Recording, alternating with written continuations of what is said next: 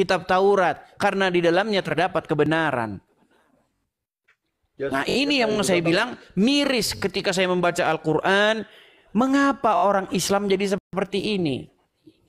Gitu loh. Mereka malah beriman kepada kitab syekh ini, kitab ulama ini, yang mereka sendiri saling cakar-cakaran. Takbiratul ihram saja beda-beda. Ada yang begini, ada yang begini. Ya kan? Ya betul Bang. Kalau masalah cakar-cakaran itu menurut saya di berbagai sektor Bang. Mulai dari niatnya juga, niat udah cakar-cakaran itu. Dari niat. Dari sesudahnya juga cakar-cakaran. Jujur itu fakta-fakta ya. Fakta itu nggak bisa berkelit itu. Kita di situlah karena apa sih? Menurut saya kita itu satu. Saya Islam satu, tapi ketemu dengan 10 Islam, kita nggak bisa bersatu. Betul sekali, makanya saya bilang, pengalaman saya nih. Ketika saya bertemu dengan Muslim, ada 3 orang Muslim, saya akan menemukan 4 atau 5 jawaban yang berbeda-beda. Betul. Nah, ini kan seperti saya sholat kan ini yang umumnya sholat itu diartikan doa diartikan minta. Nah kalau menurut saya doa bukan minta Bang. Menurut saya ini doa itu adalah menghadirkan Tuhan di dalam kehidupan saya, itu namanya doa. Nah salah satu begini, pernah ada satu kejadian, ini kejadiannya kalau tidak salah waktu itu di Brebes. Ya, ini viral ini pada waktu itu kejadian ini. Bagaimana ada seorang ibu-ibu, dia sehabis sholat subuh masih menggunakan mukena. Mohon maaf, dia menggokok anak-anaknya. Kalau tidak salah ada 3 anak-anaknya. Masih ingat peristiwa itu? Nah, ketika saya tahu peristiwa itu, saya baca di dalam Al-Quran. Disebutkan di dalam Al-Quran, sesungguhnya sholat itu adalah mencegah perbuatan mungkar. Bayangkan, sholat itu mencegah perbuatan mungkar. Tapi ini ada orang sehabis sholat, dia malah menggorek anaknya. Saya harus pakai bahasa saya pelintir ya teman-teman ya.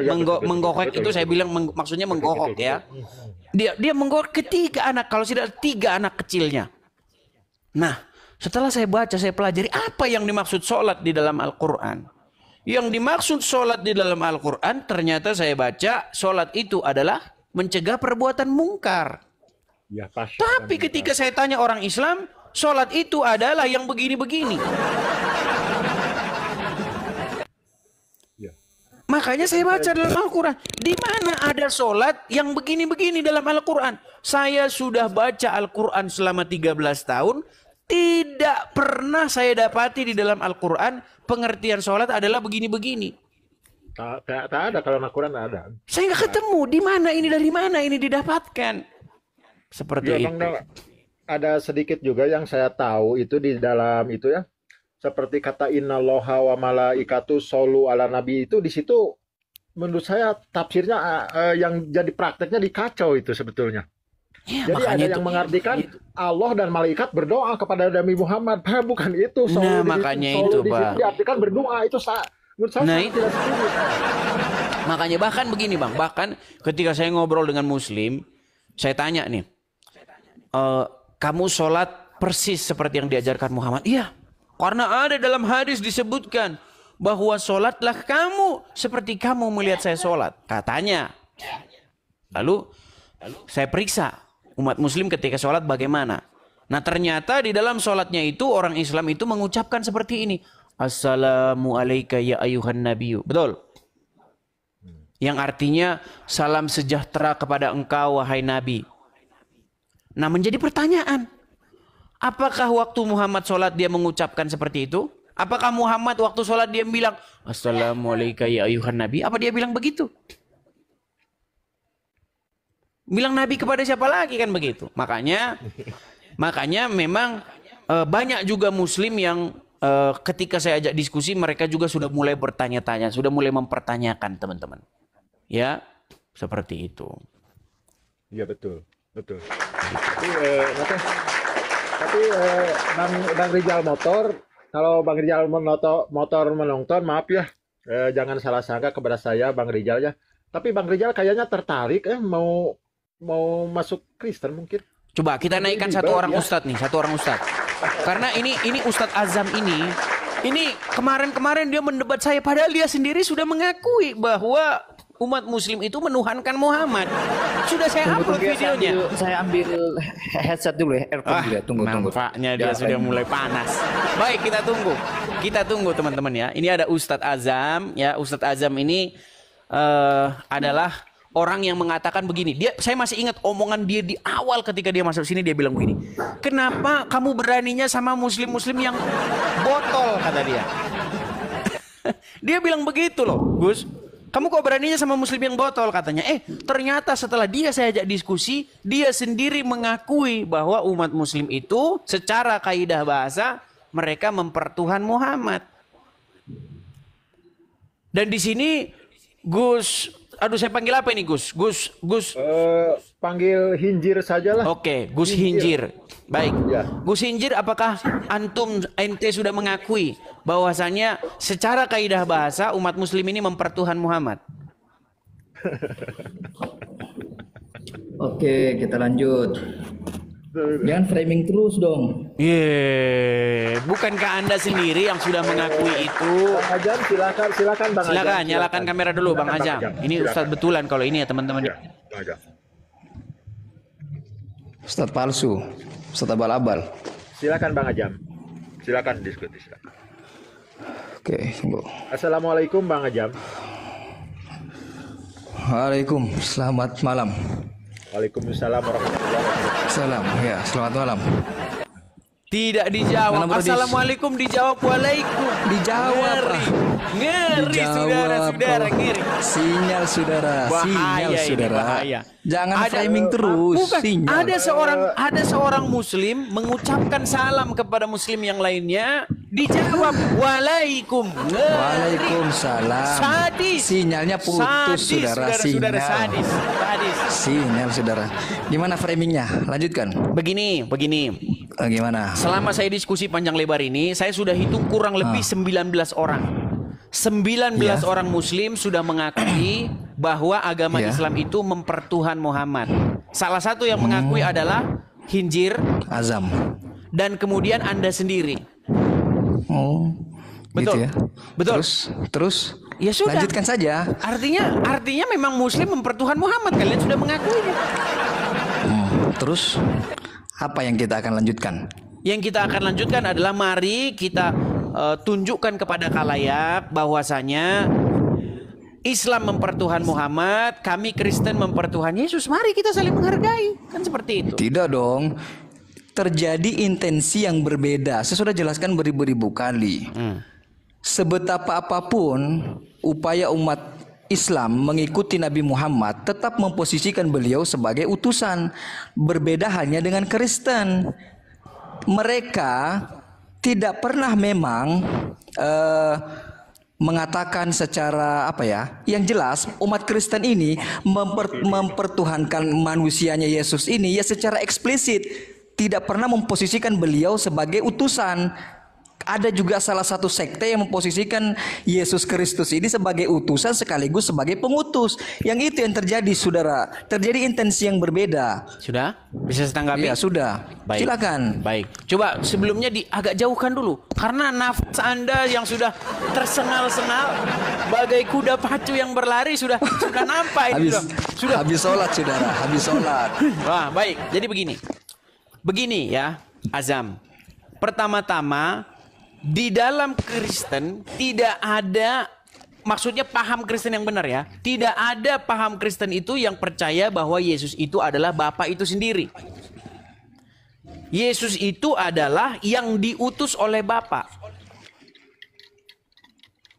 Nah, kalau saya mengatakan Yesus itu Tuhan, Bapa itu Tuhan, bukan berarti Yesus itu adalah Bapa itu sendiri. Yesus adalah yang mengutus Yesus yang nggak benar. Jadi Anda di sini sudah melakukan yang namanya strawman argumen, menyerang argumentasi yang sesungguhnya tidak saya yakini, bukan argumen yang saya percayai. Anda di sini sudah melakukan logical fallacy. Nah, sekarang begini. Apakah Anda sudah mengakui bahwa umat Muslim mempertuhan Muhammad? Ya terserah Anda mau mendeskripsikannya seperti apa. Ini kan. Kayak gini kan? Gimana kita mau diskusi Nggak, kalau kayak gini? terjadi intensi yang berbeda, saya sudah katakan. Bukan, kita tidak membahas intensinya dulu. Anda sudah mengakui tidak bahwa umat muslim mempertuhan Muhammad? Secara kaidah bahasa. Ya jika apa yang Anda narasikan itu dianggap sebagai bentuk mempertuhankan, maka saksikanlah itu adalah bentuk Bukan saya yang pertuhanan saya kepada menarasikan. Muhammad. Bukan saya yang menarasikan loh. Yang Gimana sih? menarasikan adalah Al-Quran. Nah, gimana cara Al-Quran Waduh, menarasikannya? masa Coba. harus kita ulang lagi? Aduh. Itu permainan kata-kata saudara. Bukan. Coba saya tanya Itu sama Hinzir. penggiringan opini. Oke, Coba, Hinzir silakan. Hinzir, Anda sebagai muslim, apakah kita sudah panjang lebar dulu sudah sering bicara bahwa umat Islam mempertuhan Muhammad? Allahumma sholli ala Sayyidina wa Maulana. Sayyidina itu Tuhan saya semuanya, wa Maulana dan pelindung saya semuanya. Jadi Tuhan dan pelindung itu siapa? Ya mungkin disebut mempertuhan bisa, tapi itu kan diperintah juga, kata Bang Edis ya. Dan di situ kan ya ayyuhalladzina amanu ku angpusakum bukan ya ayyuhalladzina amanu atiullaha wa atiur rasul, dan taat kepada rasul juga ya. Coba bahasa singkatnya saja, bahasa singkatnya. Apakah umat muslim mempertuhan Muhammad? Mempertuhankan Muhammad secara bahasa ya merob itu kan ya, rob Tuhan. Tapi dalam Rob segi bahasa, itu Tuhan. Rob, jadi Rob itu kalau ke baginda Nabi Muhammad jadi Sayyid, jadi Sayyidina wa Maulana. Ya, Said coba itu dipertegas Tuhan. karena begini, saya melihat ada ketakutan, kekhawatiran dengan jamaah ini saudara-saudara. Ini ada 11.000 orang muslim yang nonton ini. Kalau saya ngomong begini nanti berapa orang nanti yang akan Enggak, menyesatkan saya? gimana sih? Saya kan sudah jelaskan terjadi intensi yang berbeda sebetapa Bukan, apapun sebelum kekuatan umat muslim. begini, Bung Azam, sebelum Gimana kita sih? membahas intensi, sebelum kita membahas maksud dan tujuan, kita itu membahas apakah benar secara kaidah bahasa yang dinarasikan oleh Al-Quran umat muslim mempertuhan Muhammad. Kita jangan ulang lagi. Kemarin kan kita sudah panjang lebar bahas. Ada salah satu ayat di dalam surat Al-Ahzab. Surat Al-Jaziyah ayat yang ke-23. Apa dikatakan di situ? Mereka menuhankan hawa nafsunya. Nah, saya tanya kepada Bung Azam, jangan bilang narasi saya loh. Oke, Bung Azam lanjut. memfitnah Saya dapat. Saya bilang begini. Tidak. Lanjut, Bung Azam, cepat. menurut Al-Quran, apa pengertian mempertuhan? Bung Azam sudah menjawab, mempertuhan adalah suatu kegiatan bagaimana Anda melakukan segala perintahnya dan menjauhi segala larangannya. Dengan Anda berbuat demikian, maka Anda itu mempertuhan itu. Nah, lalu saya bilang, lalu kalau orang melakukan apa yang diperintahkan hawa nafsunya dan melakukan apa yang dilarang hawa nafsunya dengan bahasa lain, mereka menaklukkan diri kepada hawa nafsunya, apakah itu mempertuhan? Bung Azam sudah menjawab, ya.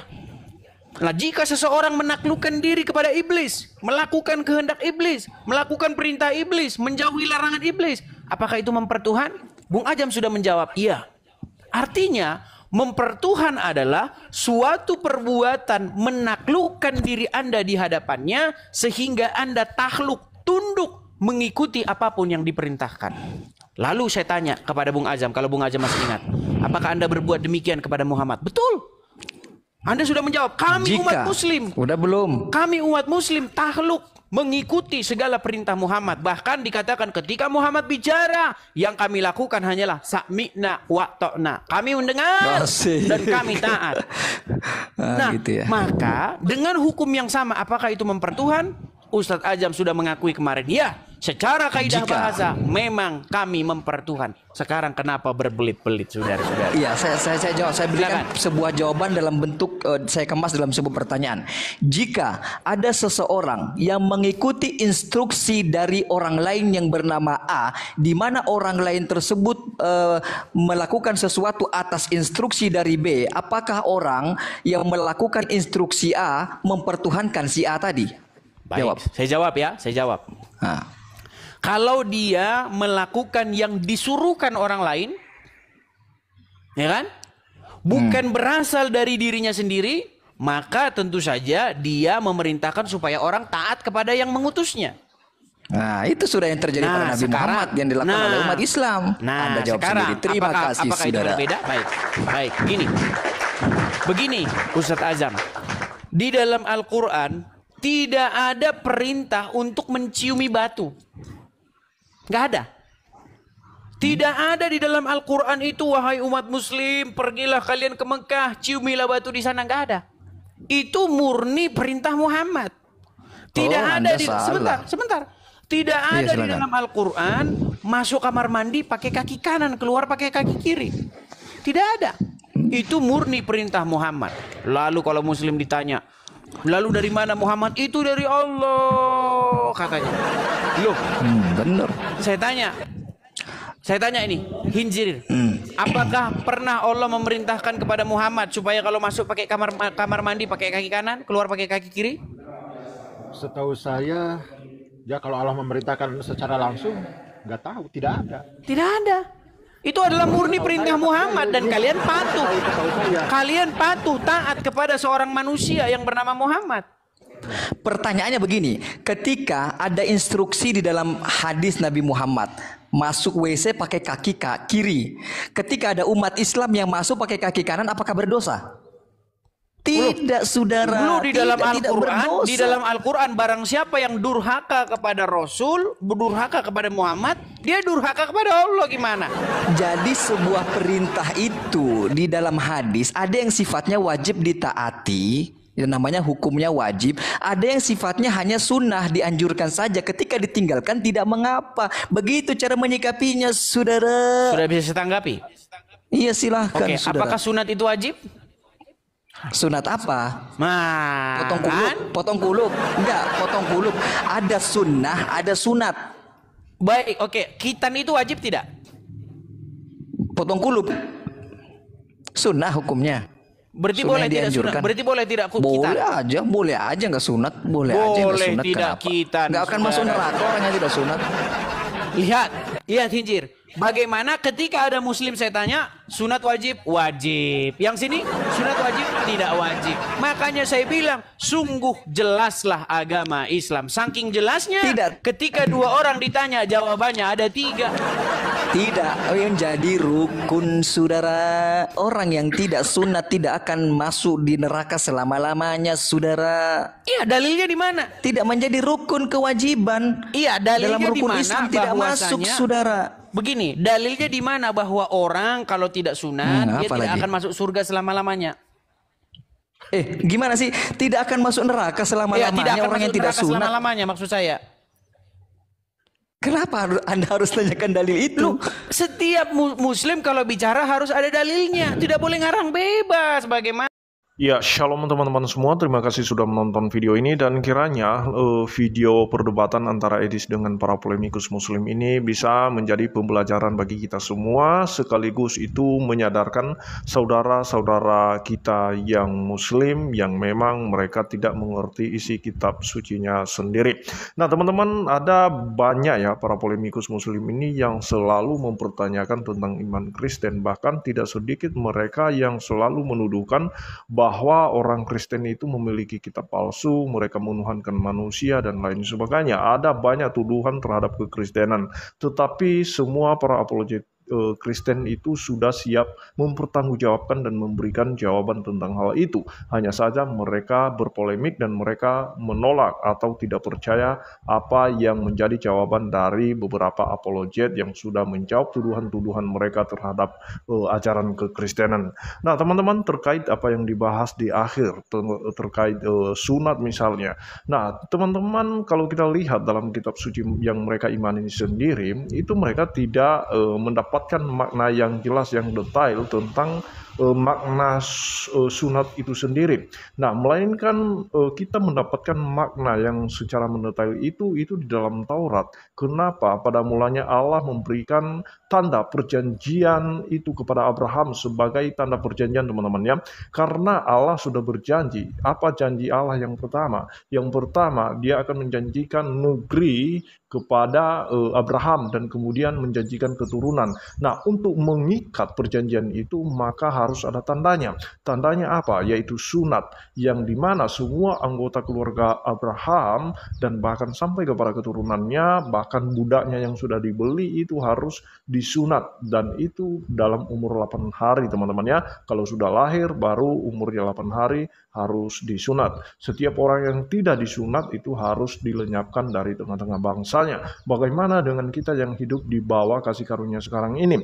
Yang kita butuhkan adalah sunat hati teman-teman ya. Sunat hati itu yang dimana segala kotoran dalam hati kita, segala kedengkian, fitnah, dan segala apapun jenis kejahatan dalam hati kita, kita harus keluarkan. Itu artinya sunat, dimana kita harus membersihkan diri. Kalau di zaman hukum perjanjian lama itu memang sunat itu harus dilepaskan, dipotong kulit khatannya itu.